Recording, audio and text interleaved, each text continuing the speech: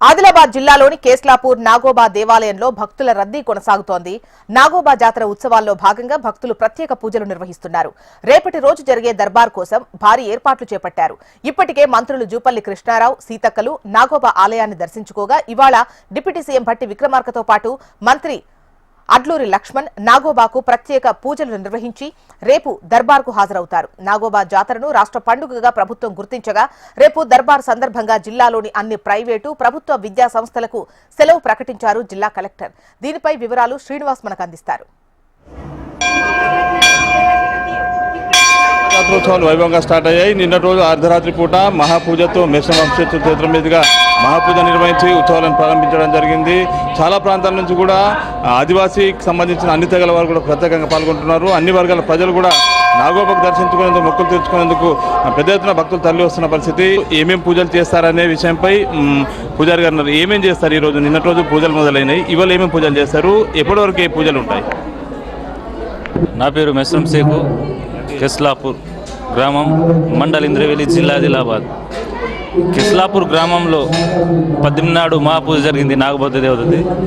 దాని తర్వాత మహాపూజ అయిన తర్వాత మన మెస్రవంశుల కొత్త కోడలు ఉంటాయి. కొత్త కోడలకు నైట్ భేటీ కార్యక్రమం అనేది జరిగింది.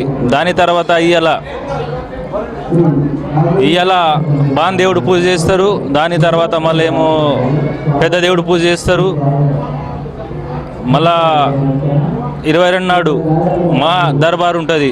మనకు ఏదో గిరిజన సమస్యల గురించి దర్బార్, ఆ సమస్యల గురించి MLA, MP, ministers, PO, collector గారు అందరూ వస్తారు. ఇవాళ జరిగే పూజల్లో ఏమేమి ఉంటాయి అంటే ఏమేమి జరుగుతాయి, ఏ రకాల పూజలు ఉంటాయి? ఇవాళ జరిగే పూజలు అంటే ఇప్పుడు బాందేవుడు పూజలు ఉంటాయి. బాందేవుడు అంటే వెనక ఉంటుంది. బాందేవుడు అని వెనక పూజలు చేస్తారు. దాని తర్వాత పెద్ద దేవుడు అయిన పేరుతోనే చేస్తారు. దేవుడు అంతా ఏం లేదు. మేషం వంశాలకు సంబంధించి పెళ్ళైన ఆడకూతులకు సంబంధించిన బేటన్ కార్యక్రమం ఉంటుందిగా, అది రాత్రి మా పూజ అయిన తర్వాత నైట్ అంతా దాదాపు 200 మంది మా కొత్త కోడలు భేటీ కార్యక్రమం జరిగింది.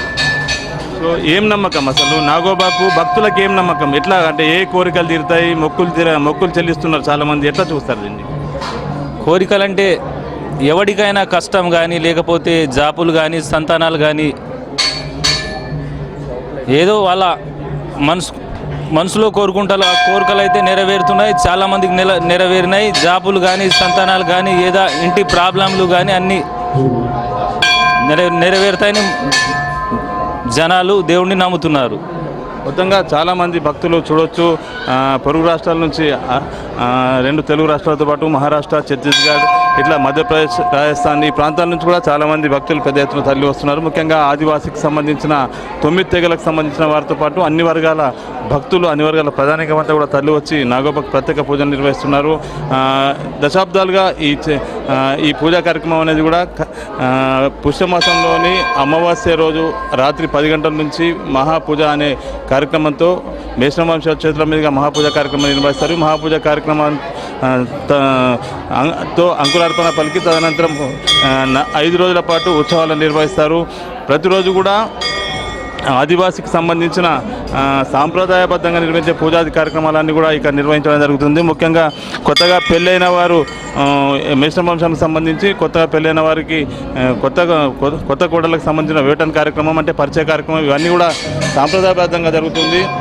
22వ తేదీ దర్బార్ కార్యక్రమం కొనసాగుతుంది. క్రమంలో వీఐపీ చాలా మంది పాల్గొనే అవకాశం ఉంది.